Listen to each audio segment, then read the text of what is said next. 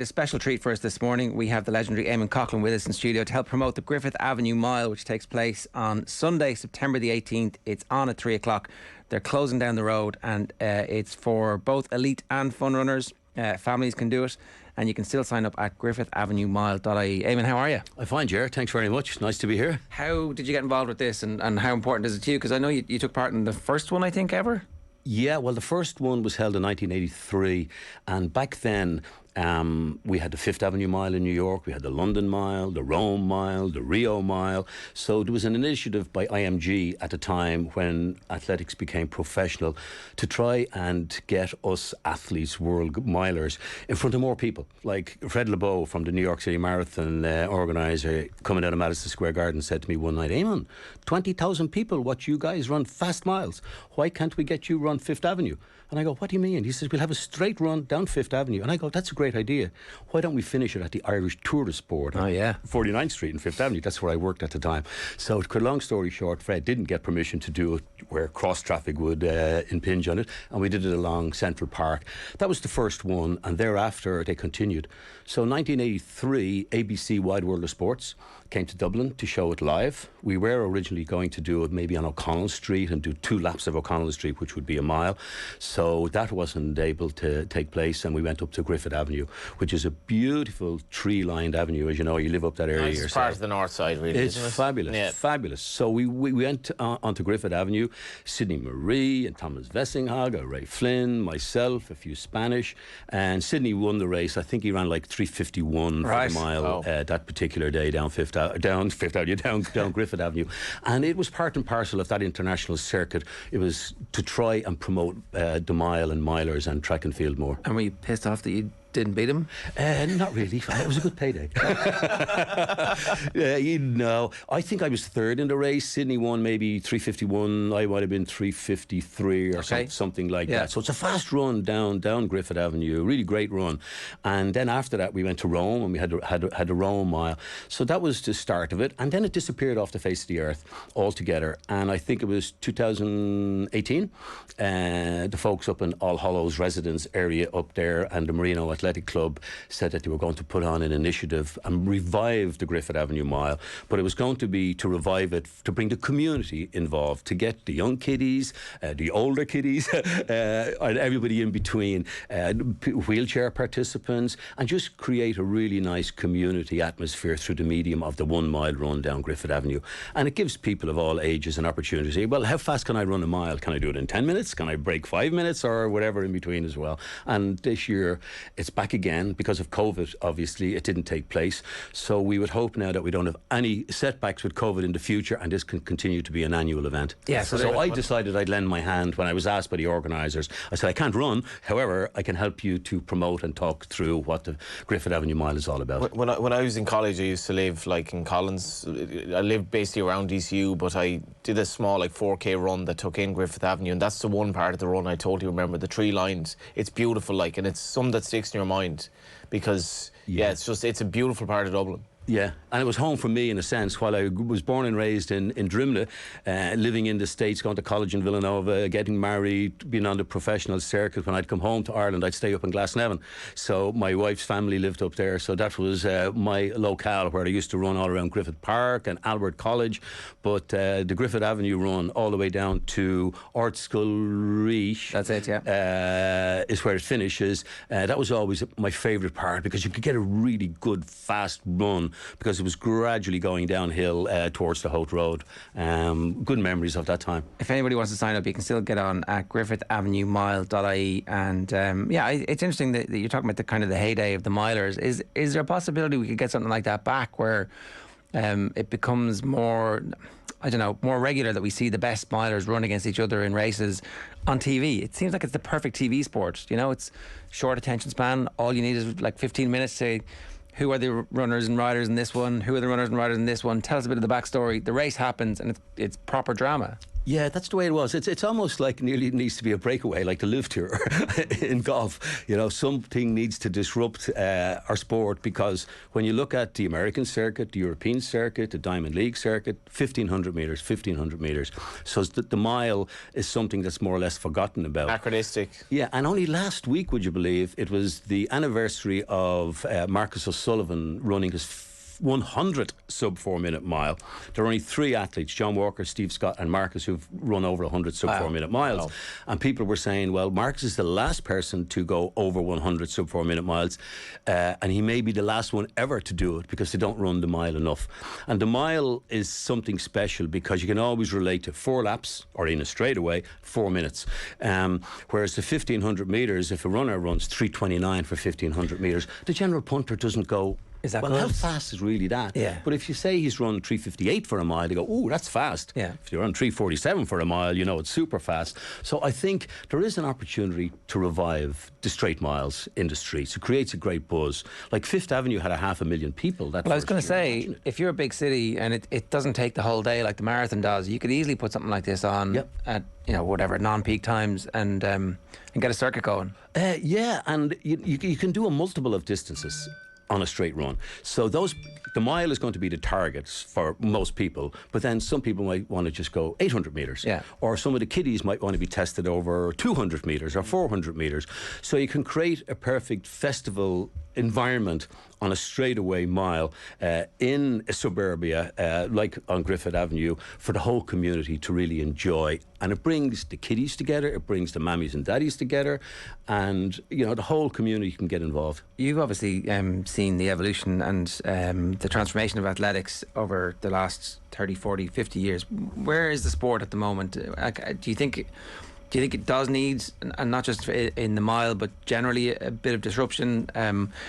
Like, a lot of the best athletes in the world are kind of unknown for large portions of the Olympic cycle. Maybe around the World Championships there is some buzz, but it feels to me a little bit like the sport is lacking some way of selling its best participants. And every time we talk to them, every time we hear from them, it turns out they're really interesting characters, and they're always willing to speak about what it is that has made them. And there's a lot of extroverts there as well. Why is the sport not more? Why doesn't it have more crossover appeal to football fans and to the casual sports fan? Good question, Ger. Back in my era, the names were household names. It was on television, be on BBC, be on RTE, be on ITV. The meets were live. Nowadays they might be live, but you have to look for BBC Red Button, or you have to look on YouTube. You have to really look. It's not on terrestrial television like it used to be. But back then we weren't competing with the likes of soccer or Gaelic football or rugby or other sports as much as we are today. And with all the great personalities, the John Walkers, the Seb Coes, the Steve Ovett, the mammies and daddies and grannies, got to know everybody.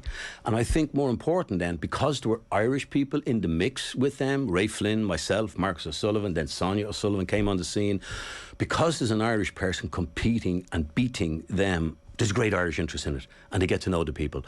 Nowadays, unfortunately, there's too many great runners coming and going, if you like, from Africa, from America, from Europe, and they're not necessarily round long enough for people to absorb the personality per se. And I think that is somewhat the difference between what it was like then and what it's like now. Yet there is a disruption going on in the sport in terms of the new technology, in terms of the pacing mechanism that's going around the tracks now to try and get more people involved in it. And back then, if you had pacing lights going around a track, it was illegal. You'd be banned. Yeah. You couldn't do it. Now they're trying to do that to give an interest at home to the people, to see if the leaders can keep up with the pace lights in order to break world records. Yeah, and like I can see why they're doing that, and I can probably understand too why some traditionalists are like, well, it's not quite the same sport anymore when you have somebody, pardon me, pacing you. Those crop of Irish, athletes coming through at the moment, it feels like they're about to rekindle a massive a dam burst in Irish interest. Are they good enough, do you think? What's your take on how our sprinters, for example, at the moment, setting Irish records at big European meets. We haven't had this in a long time. Yeah. Is this a breakthrough crossover moment for Irish? I think so, yeah. I really think so. And like the European Championships, for example, were great, wasn't it? Great viewing for the Irish athletes. And the range from Sarah Lavin running in the 100-metre hurdles all the way through to our middle distance runners, our field eventers out there. There's a great spread all the way across multiple of disciplines. In terms of where are we looking at the future, it's very tough beyond European level. That's exactly where we're able to compete, and I think we'll do better as we go over the next 3-4 years at that level. When it comes to world level, world championships, Olympic Games, there's still a little bit of a way to go. However, if I was to pick who potentially can, win at World Championship level, you'd have to go to Rhasidat Adeleke. Her performances over 400 metres at 19 years of age is world class. Can she reach her potential in Ireland? Because she's obviously decided that the States is the way to go for her. And is that like one of the challenges that we have, that if you want to be a top class athlete, you kind of, almost like footballer, you do need to leave the country? I think you still have to go away, very much so. And for someone like her, she's in the perfect environment to get her to the next level being world class level, which she's already at, but I'm talking about world class level and winning. And I think when she's down in Texas, where she goes to school, she's actually serving her apprenticeship, if you like, down there over 4 years. She's halfway through now, and already she's becoming a world star. I think she only ran 6 400-metre runs only this year, and she's gone under 50 seconds on a number of occasions in relay splits. So people are watching her. So while she's in Texas, while she's training in a perfect warm weather environment, amazing facilities, the people that she's training with are as good as her.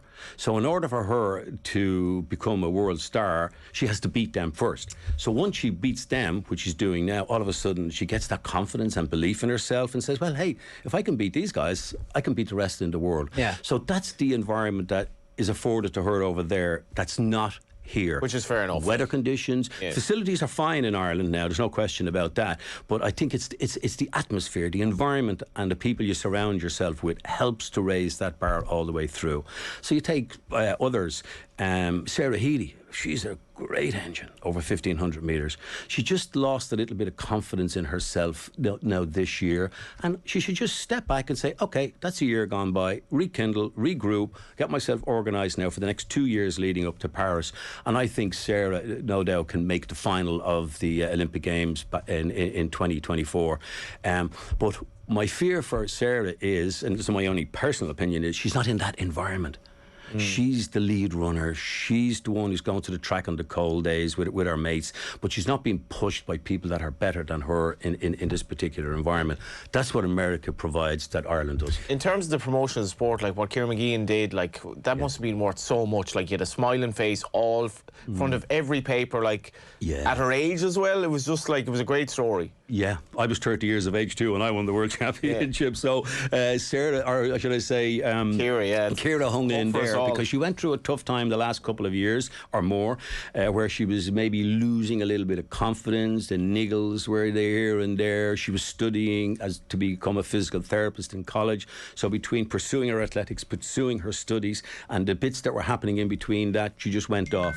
But she's a real true champion. She won the world silver medal as a junior, beating all the Africans in the process pretty much out there. She's top pedigree girl. She's regained her confidence. She has a new coach now, Helen Clitheroe, over in the UK, who's obviously got into her head in a great way and instilled that self-confidence back in her. And I think the best race that Ciara has ever run was the European Championships from a tactical perspective. At 30. And a gutsy perspective. When she got in contention, she was in the top 3 going through the first 2.5 laps. And when Laura Muir came from the back right up to the front, she made an instant move in 2 strides. She was gone. Well, Ciara reacted to that immediately, and she went after her to try and haul her back. She almost was about to catch her And then Laura got an extra gear, went away, but Ciara didn't give up. She kept going and kept going. And I was so proud of her and so happy for her that she came away with a silverware there. Now, she's not finished yet. She's got 2 more good years ahead of her. I think what happened this year in the Europeans will give her that confidence to believe I can beat the best of them out there in the world now. It's funny because her quality performance came after the back of similar quality performance in the Commonwealth Games, but it was the regular racing that really benefited. Yeah. I did want to ask you about that because Rhasidat Adeleke, that was the end of her season. There was some talk at one point that she wasn't going to go to the Europeans because she was so exhausted after the racing. But like, I remember talking to Ronnie Delaney and also hearing Sonia Sullivan talking about it before. The American collegiate system, it wears you out. Is one glass half empty way. The other glass half full is you race. And so as a result of the racing, you get into race mode, and that's the bit you can't fake. It's like whatever the equivalent of the 10,000 hours is. You're getting your competitive instincts honed. You're becoming tactically aware. You're getting your elbows out, like literally and metaphorically in some distances. Like America will either make you or break you. It'll make you if you're really good and you have the natural potential to be the best. It'll break you if you're really, not grade A runner. You might be grade B or grade C, and you can't cope with the psychology of it out there. You can't cope with the physicality of the training out there, and you're just not able to endure the hard work. But there's no replacement for hard work. And again, I'll just come back that the American system teaches you to win, not necessarily run fast time, to get into the mix, to try and learn to win races from the back, from the middle, from the front, from leading it. So you're going to get every single little piece of the jigsaw puzzle in every single race that you run, and you learn how to be able to cope with any type of situation. Because there's probably a sports science movement that says, oh, that's too much, you're racing too much, and the opposite side of that is actually, well, we might be racing too much, but in 2 years' time we'll have this experience. We might not run our fastest time this year, but in 2 years' time we will actually be a better athlete because tactically and technically we'll have an experience of it. So there's probably a bit of give and take, is there? There would be a little bit of give and take, all right, but sometimes science can get in the way as well. Sometimes sports psychology can get in the way as well, in my opinion. And I say that from the point of view that the sports psychology, it doesn't come off the last turn and know what it's like to get down 100 metres to go with 2 or 3 people right in your shoulder and knowing and teaching you how to keep your hand over the candle the longest. And it's the guy who can keep his or her hand over that candle going down that final straightaway to get beyond the line, the hurt and psychological pain more than anything else. And likewise, the other science that goes into it about strength and conditioning. I know some coaches who take in interval training, let's say you're doing 6 times 1,000 metres, so you go off and you do your first 1,000 metres, the blood's taking a little bit of blood from your earlobe or your finger, putting it into a computer, saying, oh, okay, I think you better back off right a little bit now. That's kind of over the top as far as I'm concerned. The bottom line is get out there, run your rear end off as hard as you possibly can in every single workout, and a good coach will be able to tell you, just looking at you, okay, we'll ease up today. But you have to constantly push yourself beyond, because you might think, oh, I'm so hard, I need a rest. That could be just psychological fatigue as opposed to physical fatigue, and a really good coach has to be able to identify that. One last thing I wanted to add, we had Eamonn Coghlan on, he's Israel Olatunde's coach, and he was saying that at the moment, obviously, Israel, I think, is living in Dundalk, going to college in UCD and training out in Tala. And he said America's not on the horizon at the moment, but there was definitely an implication that at some point down the line, he's still only 20, so he could easily go to college in America and have a couple of years in the American collegiate system. And as a sprinter, having reached his European level now, where he's running Irish records in a European final, if you were his agent or his manager or a consigliere, would you be saying it's worth us having a few conversations with the American establishment in the collegiate system and just seeing what's on offer? I'm not sure what his eligibility would be in America because of the number of times he would have competed for UCD here. Okay, so that might not, so for example, if he ran his first year, second year, third year in Ireland in one race, the collegiate championships, the university championships in Ireland, that would make him ineligible for America, except for 1 year. But if he's gone the 4th year here and even just run one race for UCD, he'd be ineligible. But at the same time, he's perfect. He's 20, 21 years of age now. He's at the perfect age, I believe, if he wants to raise the bar and get to the next level by going to the best camp for 100-metre trainers in America. They're really good people there. He's going to learn new skills for training, new explosive skills, starting skills, strength skills. How important is the start? Sorry? How important is the start at that distance? Like, it must be... It's probably the most important part.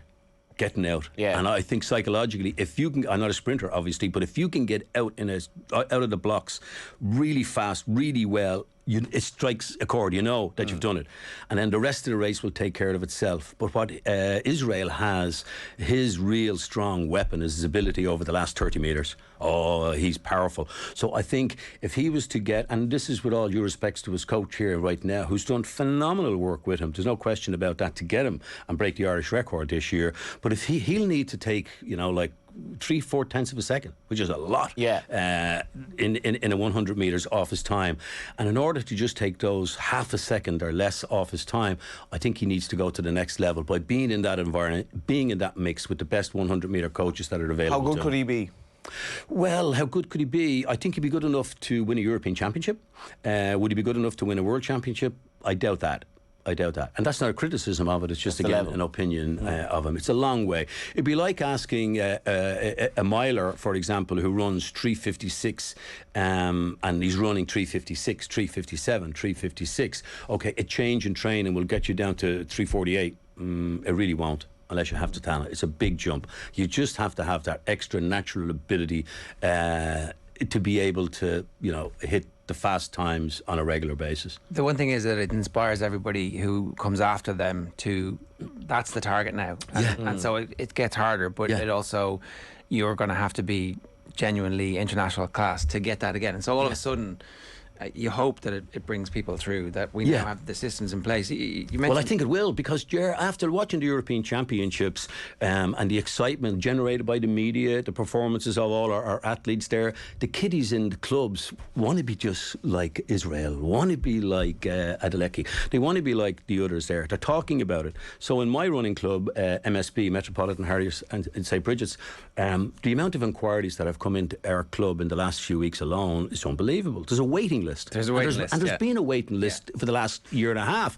And now there's a longer waiting list. But the waiting list, it's inspiring the kiddies. The waiting list is a really interesting point, because actually the facilities, I remember the ESRI doing a report 20 years ago saying everybody always talks about facilities, but facilities are actually less important than you might think. What's more important is getting good quality coaches. Because good quality coaches will make do with crappy facilities, and the kids will still get the access to, and then eventually the facilities will follow. We kind of have this, if you build it, they'll come mentality. But actually what you need to do is invest in coaching. That's the single most important thing to transform a sport. And the waiting lists are because they don't have enough coaches. It's not because you don't. You can run around the field. We'll find somewhere for you to do a bit of training. But if you don't have enough coaches, so that's the bit where the funding needs to come in. And it's interesting, even like I don't know how many full-time professional coaches there are, but not many. And certainly I wouldn't say there's too many professional coaches. Do you know who the professional coaches are? The professional coaches are the guys and the gals who have a good knowledge in athletics, and they're coaching the joggers out there to improve their 5k times, their 10k times, or their marathon times. So they're able to charge an individual. It's like going to the golf pro. You go to a golf pro and they charge you €100 a lesson. So in terms of the joggers out there who want to be guided, they'll go to a guy who was a half-decent runner in his day. He knows a little bit about running. They'll pay him and he'll help them to improve their times. But when it comes to the elite level, there will be no funding. Why? Because athletics is the poor man's sport. I am an example of that. I retire from my career. I get involved in coaching in my club. I coached a few lads over the years, getting them ready for the Olympic Games, getting them ready for Europeans, or getting them ready for national championships. But I'm doing that for nothing. Now, I don't complain about it. I'm happy to give back, no problem whatsoever. And the clubs in Ireland at the moment, and in fairness to the AAI, they have a wonderful system for parents, for example, who, because their children are in the local athletic club, they're asked to get involved in a voluntary way. In order for them to be able to coach, first of all, they have to be vetted, and then number two, they have to pass their grade 1, their grade 2, or their grade 3 equivalents. So those coaches in the clubs, we depend on them in a voluntarily way, and they're glad to give up their time, no question about that.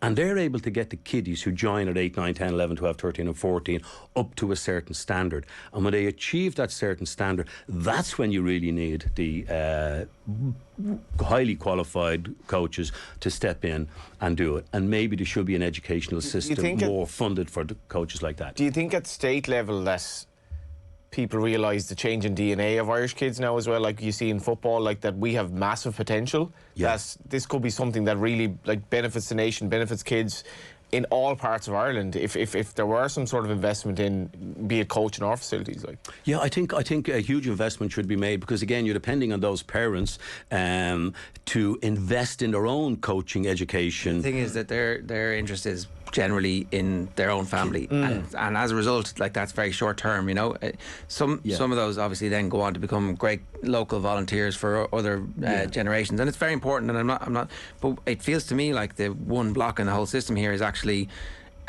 injecting a slew of professional coaches into the system. For example, from abroad, or like no, it doesn't. They don't have to be abroad. There's those great Irish coaches who you could just give full-time jobs to and upskill. Yeah, if you look at the success of the GAA in Dublin in particular, Bertie, when his plan came in, it was to hire full-time games development and games promotion officers. There are full-time employees who are half paid for by the GAA and half paid for by the local club, which almost all the money ultimately comes from the government at some level, right? If we just did that for athletics, we'd be much faster as a country, which would also benefit all our other sports, by the way. So is that the bit that's just the one kind of piece of the pie? Yeah. We have massive participation. We have waiting lists, anecdotally, right across the country for athletics, but we don't have anybody whose job it is on a daily basis to make their...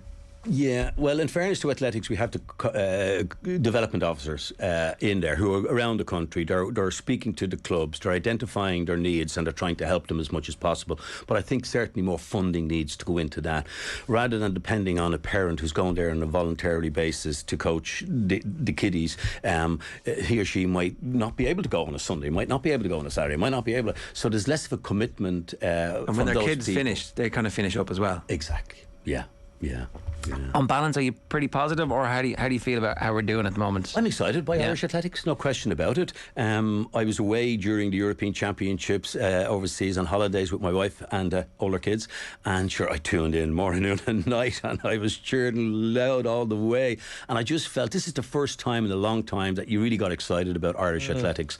And I really think with the likes of Adeleke and Israel and young Andrew Coscaran, Luke O'Neill, you've got Ciara, you have Sarah Healy, even Sarah Lavin. Well, it's just really, really exciting times where now they're all beginning to think, hey, we can do this. So once that belief sets in, on top of their hard work, I think there'll be exciting times over the next 3 or 4 years for Irish athletics. I have a last question for you. If we were to run the Griffith Mile to the best athletes in Ireland, who wins?